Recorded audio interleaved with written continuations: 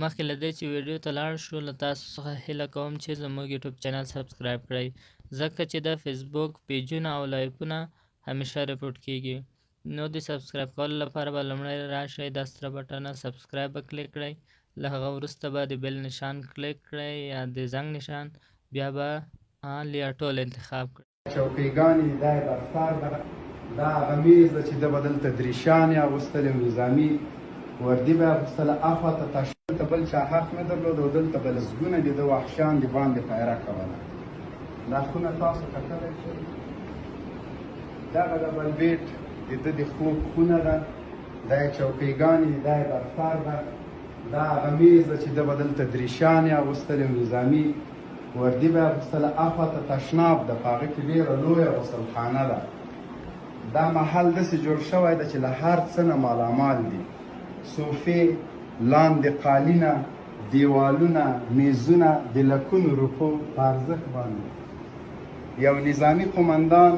یو امنیه قمندان چې ډېره تنخوا ولري 1 لک افغانۍ صرف په دې کور لسګونه لکه ډالر مصارف شوي دي دا له کومه شوه که دا غل نه و دا قاتل نه و دا وحشي نه و داسې محلونه جوړول د حکومت په تنخوا ناممکنه دي هغه افغانانو رسنیو مزدورانو ته وایم هغه ژورنالستانو ته وایم چې د خدای لپاره حقیقت خلکو ته ووایي دا د یو امنیه قمندان کور ده میلمستونې ده د دې په څنګ کې 3 کورونه نور دي چې هغه هم د ده پورې مربوط دي او ډېر په لوړو مصارفو جوړ شوي دي دا کور لاندې ډېرې خطرناکه زیرخانې لري دا میلمستون دلته به بندیان شخصي ده ساتل سکنجه کولې وژلې په سپیو یې داړل هر رقم وحشت نه دوی دریغ نه ده کړی د امریکایي وحشیانو په وجود کې بیا به یې ویډیوګانې کولې امریکایانو ته به یې ښودل ویډیو اوږدېږي دومره ډېرې خونې دي په دې میلمستون کې په هر یو کې همدغسې قیمت بیه صوفې همدغسې لایټینګ همداسې منظم هر څه شته خو نن دا وحشي نسته کور کې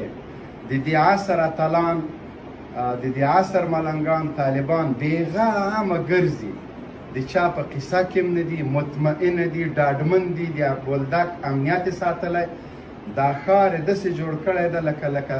چې هېڅوک تا نن ټول جنگ چې افغانستان کې روان دی که روسیې ته یې شکست ورکو که امریکې ته یې شکست ورکو نو دوی طالبانو دې ورکو